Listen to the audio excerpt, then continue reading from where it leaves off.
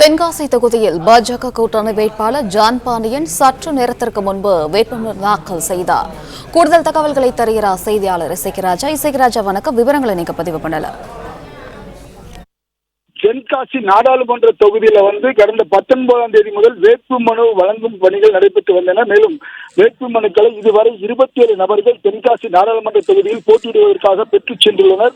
இந்த நிலையில் 3 தினங்களாக வேட்புமனுக்களை யாரும் வழங்கப்படவில்லை. இந்த நிலையில் இன்று திங்கட்கிழமை காலை 11 மணி முதல் வேட்புமனுக்கள் பெறுவதற்காக ஏராளமான அதிகாரிகள் தயார் நிலையில் இருந்தனர். இதன் தொடர்ச்சியாக முதலில் கரைநல்லூரை சார்ந்த ஆறுமுகசாமி என்கின்ற சுயேட்சை வேட்பாளரும் புளியங்குடி பகுதியைச் சேர்ந்த கனகா என்கின்ற சுயேட்சை வேட்பாளரும் வேட்புமனு தாக்கல் செய்தனர். இதன் தொடர்ச்சியாக பாரதிய ஜனதா கட்சியினுடைய கூட்டணியில் போட்டியிடும் தமிழக மக்கள் முன்னேற்ற கழகத்தினுடைய நிறுவன தலைவர் ஜான் பாண்டியன் அவர்கள் 2:20 மணிக்கு தென்காசி மாவட்ட ஆட்சியர் அலுவலகத்தில் சுமார் 300க்கும் மேற்பட்ட கட்சி தொண்டர்களுடன் கூட்டணி கட்சி தொண்டர்களுடன் மேலதாளம் முழங்க வேட்புமனு தாக்கல் செய்து வந்தார். இதன் தொடர்ச்சியாக அவர் தென்காசி மாவட்ட ஆட்சித்தலைவர் கமல் கிஷோரிடம் தனது வேட்புமனுவை தாக்கல் செய்துள்ளார்.